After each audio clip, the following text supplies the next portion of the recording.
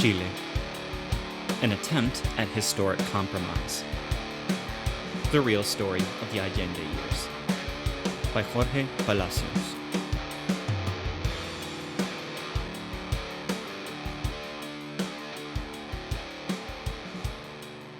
Part 5. Contradictions within the forces of the opposition and of the government.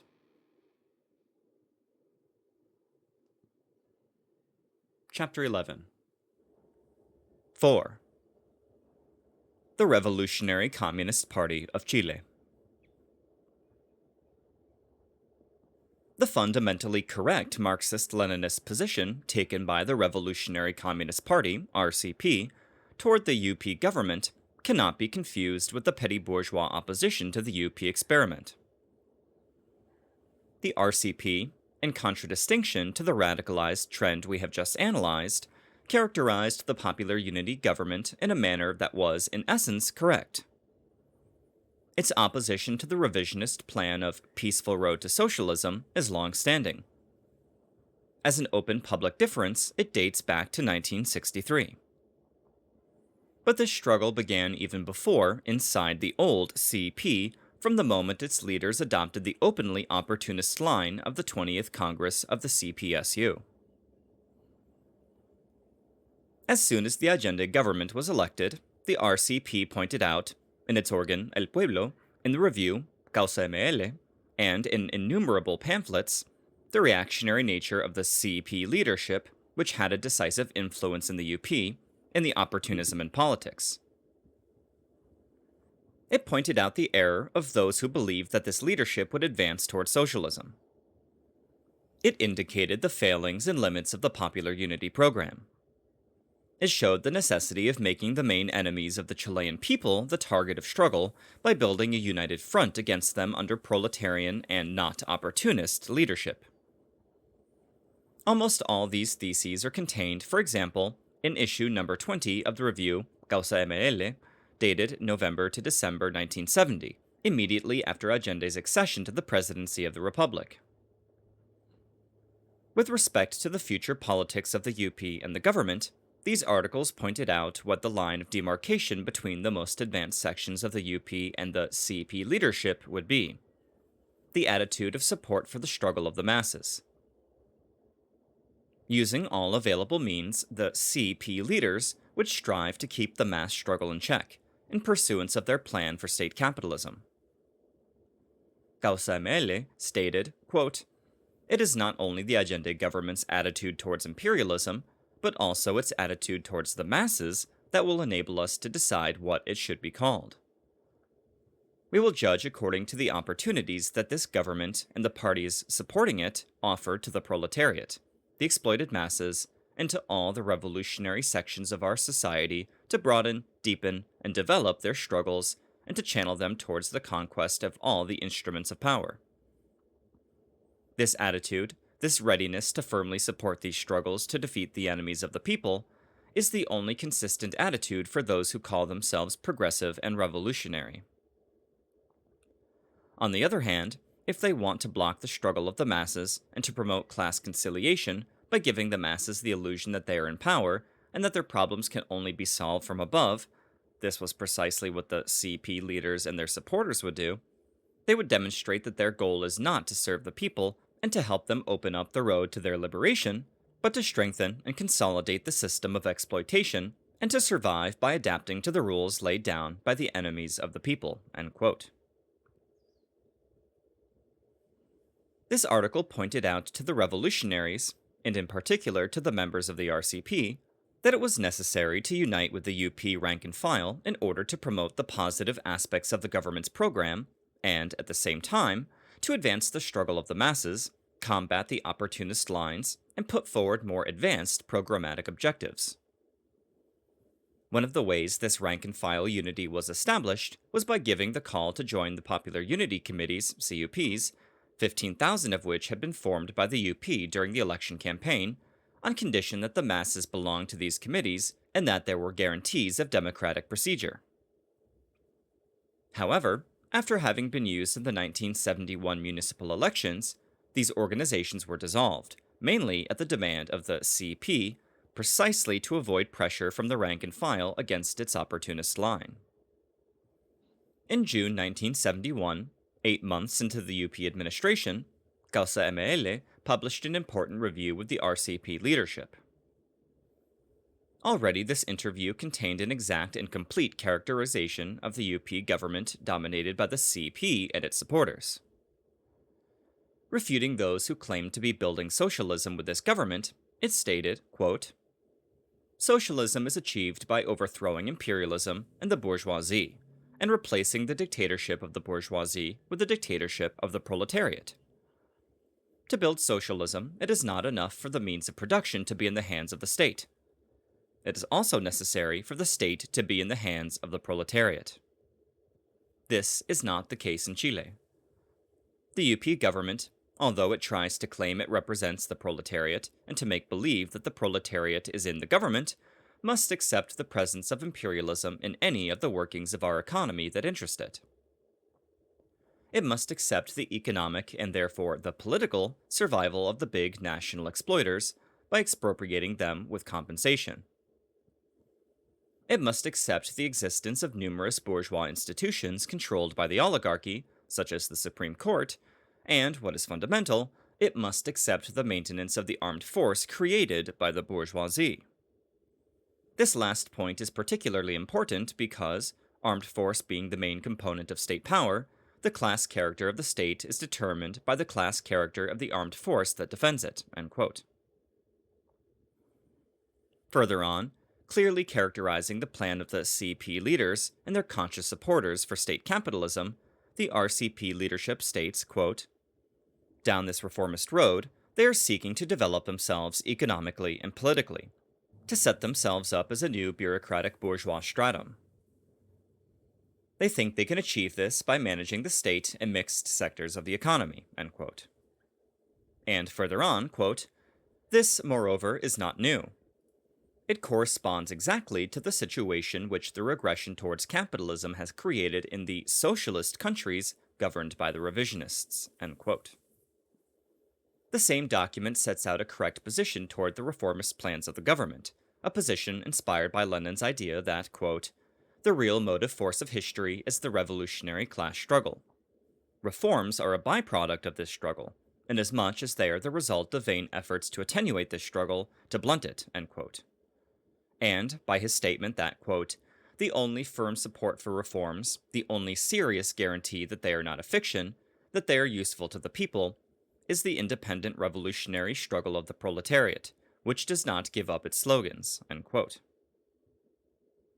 The call is given in the interview to uphold and defend reforms that are positive for the masses, to prevent them from being used to check the mass struggles, to refuse to allow them to be conjured away by the bureaucratic bourgeoisie, and to refuse to submit, in tactically supporting these reforms, to the reformist program of the UP, but on the contrary, to hold ever higher the revolutionary program of the RCP.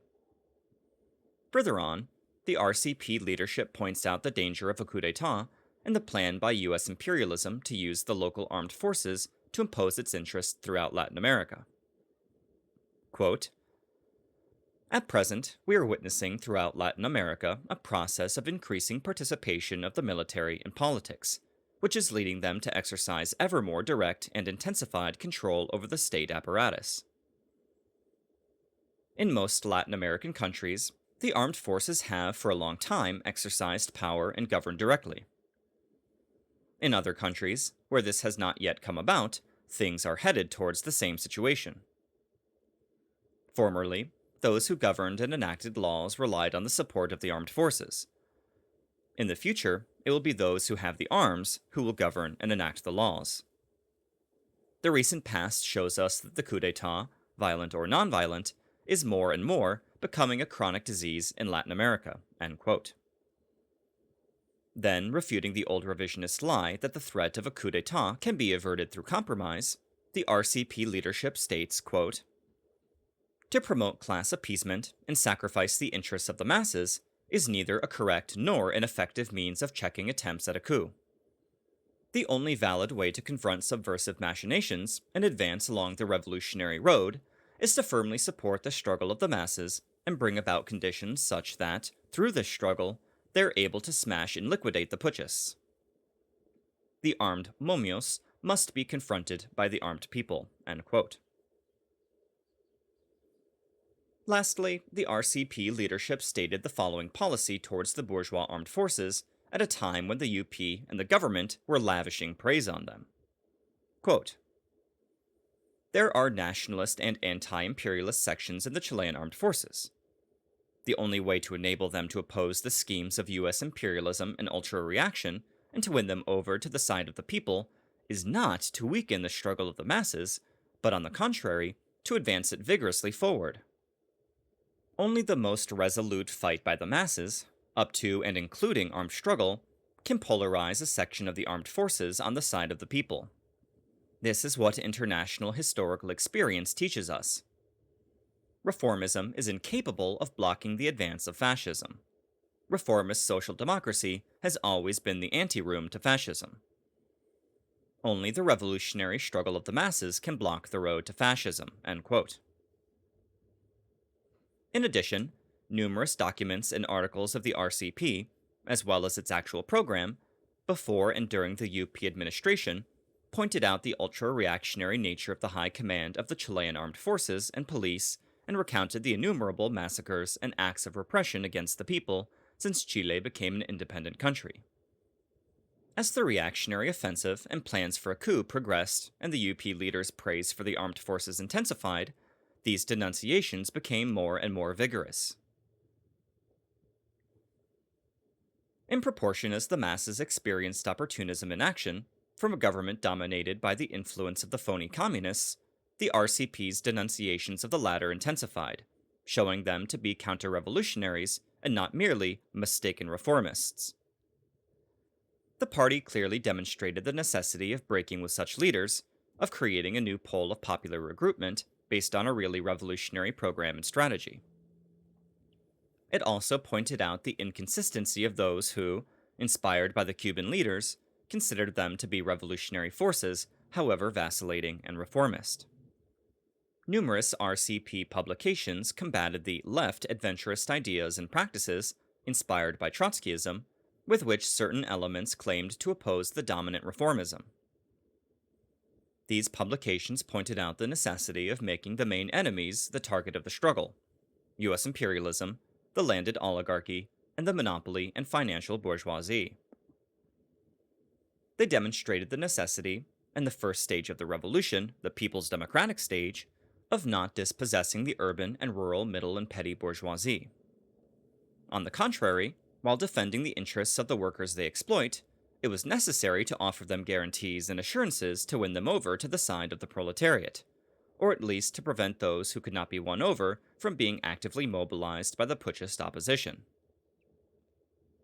The RCP publications criticized the erroneous Trotskyist ideas, which tended to isolate the proletariat and which, while paying lip service to socialism, sabotaged it in practice and led the proletariat to defeat.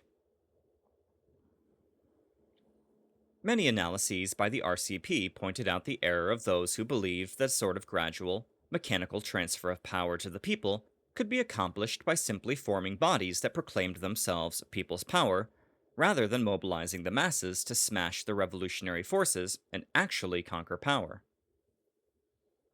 These analyses showed that the revolutionary forces understood more clearly than many revolutionaries that political power grows out of the barrel of a gun. They forced the UP to approve the Arms Control Act and actively used this act to reaffirm their control of power by means of a coup d'etat.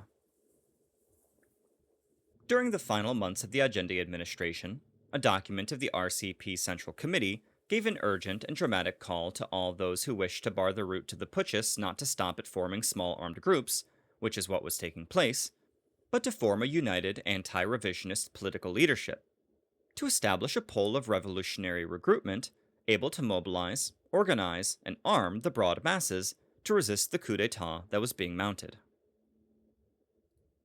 Finally, we may say that the policy elaborated by the RCP with respect to the two superpowers was also essentially correct. From the moment the UP government took office, the RCP pointed out that in Chile, quote, one can only govern against US imperialism or with imperialism, end quote, and that there was no middle ground on this issue. At the same time, it promoted a consistent anti-imperialist program aimed at completely eliminating the imperialist presence in Chile through the mobilization of the people. As for the Soviet social imperialism, the RCP denounced its intentions of penetrating our country and exposed it as the father of the plan for state capitalism, disguised as socialism, that the CP leaders were attempting to implement. These correct ideas of the RCP on all the fundamental aspects of the UP policy are not the opinions of generals who criticize after the battle. They were put forward in good time, before and during the UP experience. What is more, they were the reasons that had prompted a group of militants to break with the old CP in 1963. They were expressed in the program approved at the founding Congress of the RCP, held early in 1966. The fact that these fundamentally correct ideas were put forward at the right moment is beyond any doubt.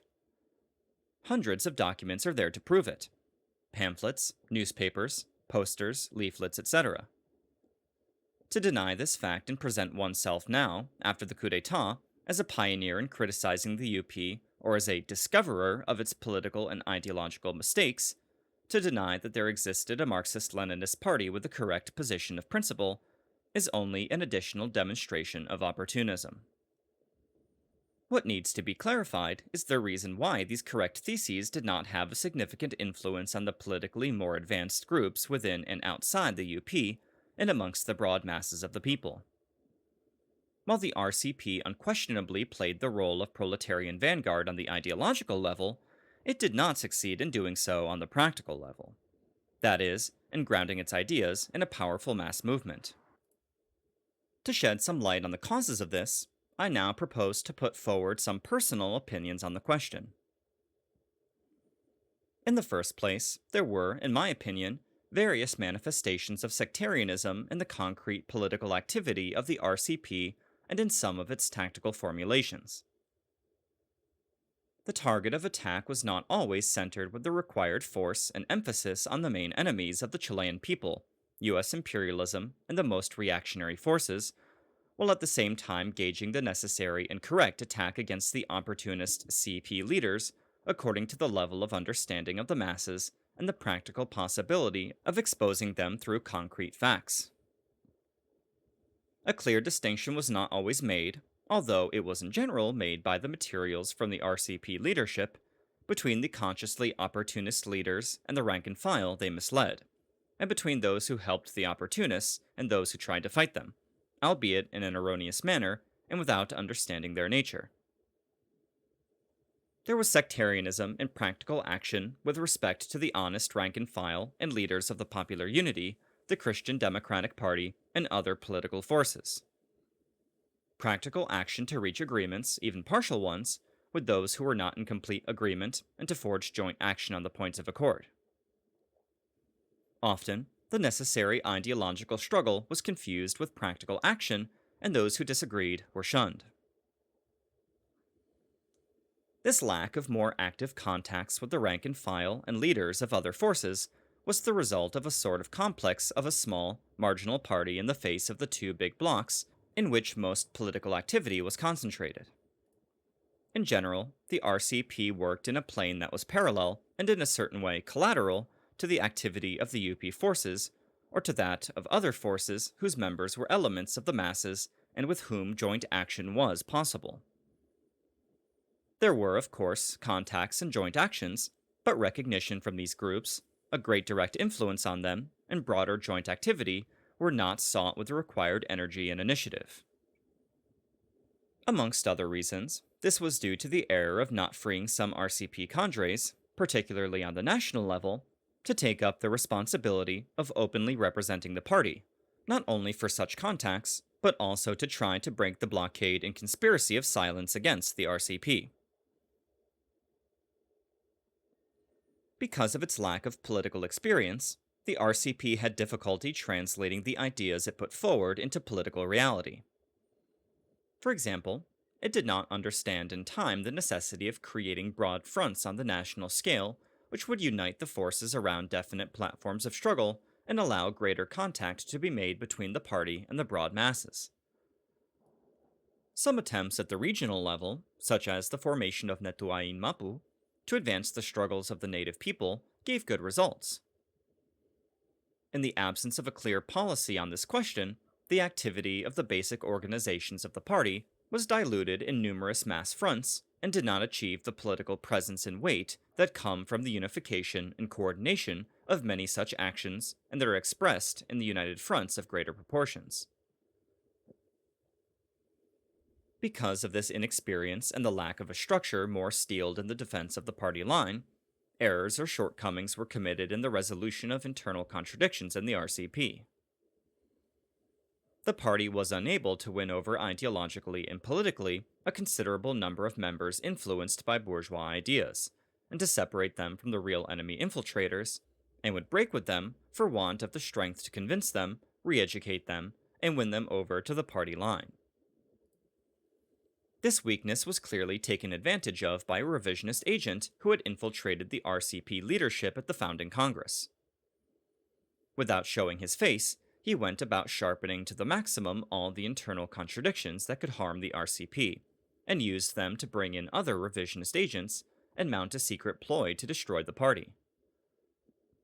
Although getting rid of this handful of provocateurs taught profound lessons to all the members and was extremely useful to the party, the mobilization against them, at the height of the reactionary offensive in the middle of 1972, required a hard internal struggle, with a resulting setback in the party's work amongst the masses. In addition to these errors and internal problems, which in my opinion the RCP encountered, and others which will be brought to light as the analysis of its work progresses, it must be said that the party confronted tremendously powerful objective obstacles to the success of its political work. In the first place, it had to carry on its work, especially at the beginning of the UP administration, amidst the euphoria and illusions, not only on the national level but also internationally, resulting from the election victory and from certain reformist advances made by the UP and its government.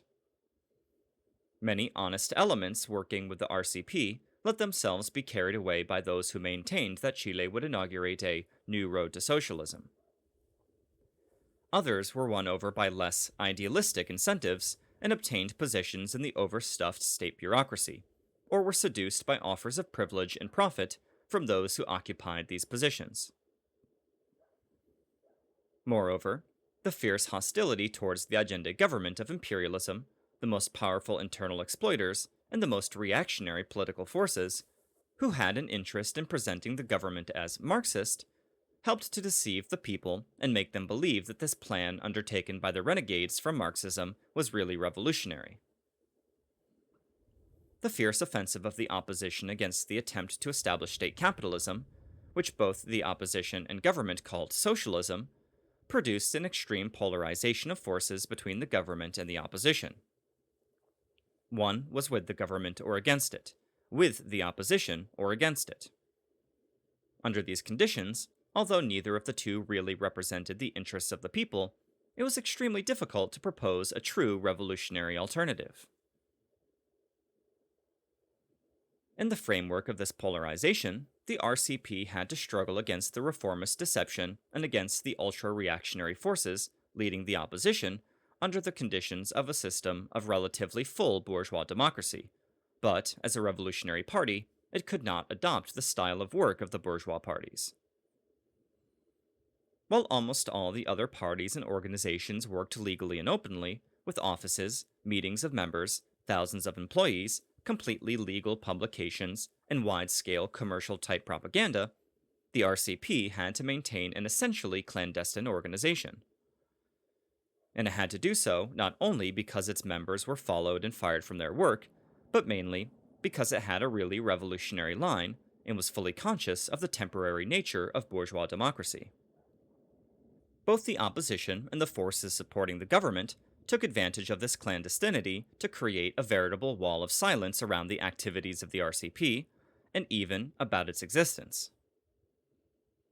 Since it was difficult to criticize the RCP's positions, it was more convenient to deny its existence. Both sides had an interest in preventing the masses from learning about its ideas and actions.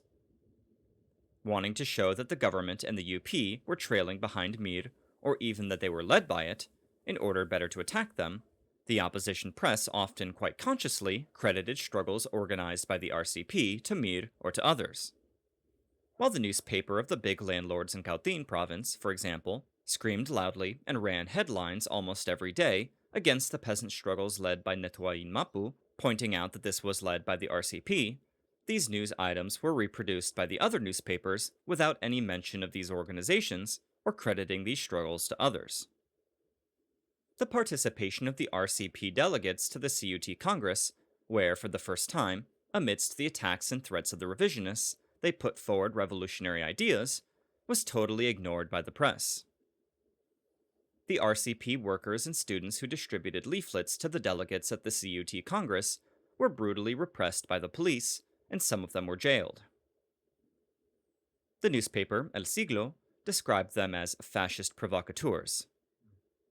In the CUT leadership elections, not only was the RCP prohibited, on the sly, after it had already printed its propaganda materials, from running a slate under its own name, an absolutely arbitrary measure contrary to the CUT statutes, but also in a scandalous fraud carried out in connivance with the CDP, which switched the marked ballots. Virtually all the ballots in favor of the RCP candidates were destroyed. In fact, instead of carrying out a public count of the ballots immediately after the election, the CP and SP leaders met with the CDP leaders behind closed doors, and for nearly a month carried on a discussion on how the main leadership positions would be shared among them.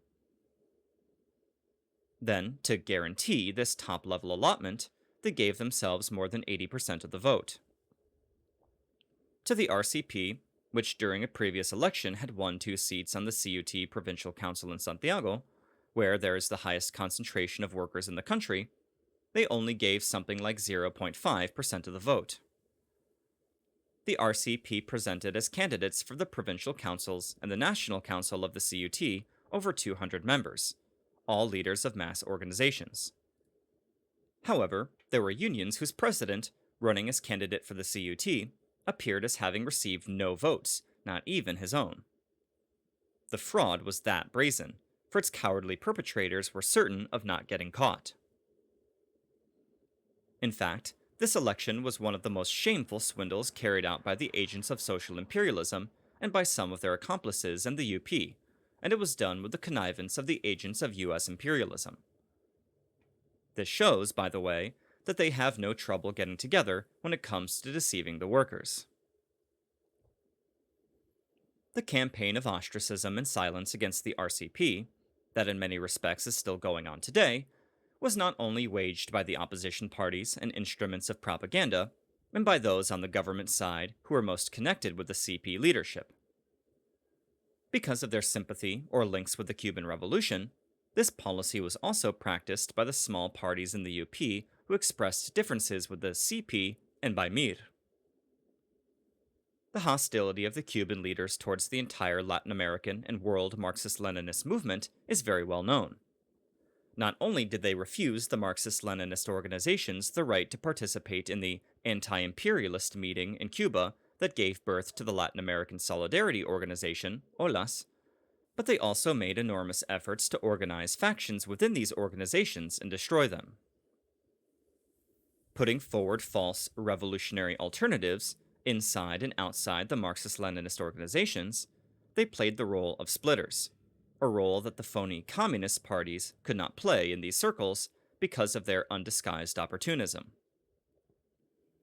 The Cuban leaders' hostility toward the Marxist-Leninists, and particularly toward the RCP, which was one of the first in the world to denounce their opportunism and their role as servants of Soviet revisionism, at a time when this was not as obvious as it is now, could not but influence certain political forces closely linked to these leaders.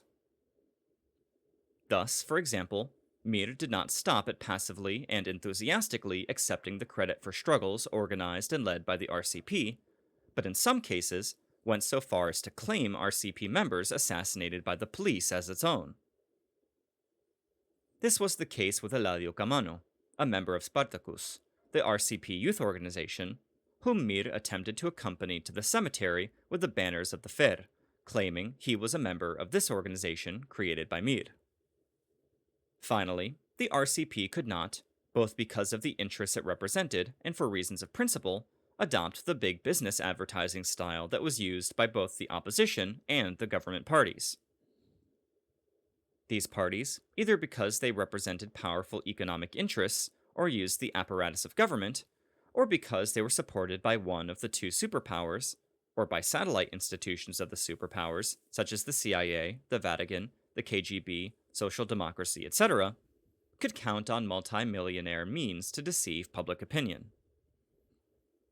They had television programs, hundreds of newspapers and magazines, control of almost all the printing shops and publishing houses in the country, a network of party offices, and thousands of political, trade union, and administrative functionaries at their service.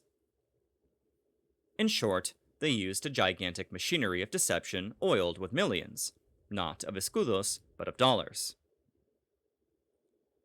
Against this colossal array of political and public relations instruments, the RCP had to, and preferred to, apply the policy of actually linking itself with the masses, of helping them to struggle for their liberation by relying mainly on their own forces. In this way, to serve the work right amongst the masses, it published national newspapers and periodicals, leaflets, pamphlets, and posters, as well as many regional newspapers and other instruments of propaganda, in which the workers themselves expressed their point of view and helped sustain the publications. Although this propaganda could not in the short term compete with that of the other parties from the point of distribution and technical quality, it had the advantage of being born in the heart of the people, who, day after day, experienced the deception and demagoguery of the suffocating propaganda of the various bourgeois trends. This is why, although its mass influence was more limited in scope and effectiveness in the short run, it was and is deeper rooted, more solid and stable. Sustained by the masses, this propaganda has not disappeared, as has virtually all the political propaganda of the parties that was adopted to the conditions of legality existing before the coup d'etat. On the contrary, protected and disseminated by the people, the propaganda of the RCP has become more regular and has increased in quantity under the present conditions of clandestinity.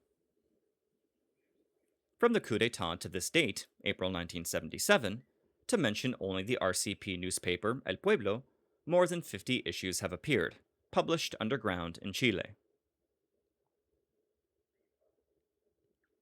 Despite the shortcomings in its activity and the enormous objective obstacles that hindered its political work, the RCP has achieved significant development and mass influence. It has waged and continues to wage battles whose scope far exceeds the publicity the party has received from them. Back in the Frey period, the RCP was already leading some of the big occupations of land by the peasants, which at the end of the Frey administration led to the declaration of a state of emergency in an entire region. By creating the worker-student solidarity committees, which worked in the big industrial concentrations, coordinating and politicizing the trade union struggles betrayed by the opportunist CUT bureaucracy, it sowed the seeds of the future industrial cordons and communal commandos. Moreover, before the UP administration, through APAN, Association of the Trade Unions at Pan American North, and the Nunoa Communal Commando, the RCP, in fact, created the first two industrial cordons in Santiago. In Valparaiso, the Worker-Student Solidarity Committee had to be recognized because of its activity as the CUT Provincial Secretariat for Labor Conflicts. Coordinating the activity of these mass organizations, the RCP initiated, developed, and led to total victory one of the most important political battles waged in Santiago province against both the Frey government and the opportunist CUT leadership: the struggle to free the workers of the Saba factory. In one of the most filthy trials known to class justice, these workers were sent to jail for nearly a year. The factory, occupied by the workers, had been set on fire by bombs thrown by the police to dislodge them. But the government and bourgeois justice intended to set an example against all factory occupations by charging the workers with setting the fire, The struggle began when the injustice committed against these workers, which had been jealously covered up by the trade union bureaucracy, was made known. A commando was formed to defend them, and, under the signatures of thousands of trade union leaders, a call was given for mass action to free them. On May 1st, a parade of workers was organized to demand the liberation of the Saba workers and to popularize the issue amongst all who attended the meeting to commemorate this anniversary. Weeks of struggle in the streets culminated in a hunger strike by the families of the imprisoned workers on the grounds of Congress. A militant demonstration of thousands of workers and students was held in front of Parliament, and police cars were burned. The workers were freed the following day. At a meeting held on the grounds of Congress to celebrate their liberation, a CUT leader who tried in opportunist fashion to take advantage of the outcome of this struggle, which the CUT had all along opposed, was loudly hooted down. During the Allende administration, the RCP led hundreds and hundreds of struggles in the factories, fields, and shantytowns, and amongst the students. One of these struggles was the militant first strike at the Bata shoe monopoly. The workers blocked the streets surrounding the factory, and in the course of a battle lasting several hours, sent to hospital more than 70 police who were attempting to dislodge them. Later, a militant demonstration was organized around the courthouse where the lawyer of the Bata workers was being held prisoner. He was set free. The RCP led struggles of many sections of the masses and won the leadership of a large number of unions, some of which had several thousand members. It led a metalworkers' federation and headed many student organizations, mass organizations in the shantytowns, and peasants and employees organizations. It won the leadership of some of the provincial councils of the CUT on the Osnorno campus of the University of Chile and the Federation of Native Students in Cautín, as well as one of the most militant industrial cordons in Santiago. But because of the subjective and objective factors we have mentioned, its work did not attain the scope necessary to break the wall of silence erected through tacit agreement by both the government and opposition forces, and to become a force to be reckoned with in the bourgeois politics, so that its positions, its development, and its struggles would bear on this politics. However, the RCP not only continues to live amongst the masses in the midst of the fascist dictatorship, but has grown substantially. The correctness of its positions, which after the coup d'etat began to be widely understood by the masses, as well as its clandestine structure, today allow the RCP to play an important role in the organization of the anti-fascist resistance. Keeping nearly all its members and leaders inside the country, it has developed and strengthened its links with the masses. These successes, under the hard conditions of dictatorship prevailing in Chile, are also to be explained by the high revolutionary morale of the members of the RCP, who have faced death and torture without flinching, and who have not left the country unless the leadership specifically asked them to do so. Thus, neither repression nor the conspiracy of silence have worked. Of course, a revolutionary party does not advance in spectacular fashion, as the bourgeois and opportunist trends do when millionaire resources backing their demagoguery make them the rage. But each advance it does make, each step forward, is infinitely more solid amongst the masses. How many bourgeois and petty bourgeois parties have been the rage in Chile, achieving a success as striking as it was ephemeral? But the mass influence won by a revolutionary party, if it remains faithful to principles and continues to serve the people and lead their struggles, is not a temporary development, nor a formal winning of votes through public relations. It is a real advance by the people themselves, who under its leadership are beginning to open up the road, relying on their own forces. In a certain way, such an advance is irreversible. Thus, the bourgeoisie's room to maneuver through deception and demagoguery is shrinking day by day, and the people are advancing towards the conquest of power.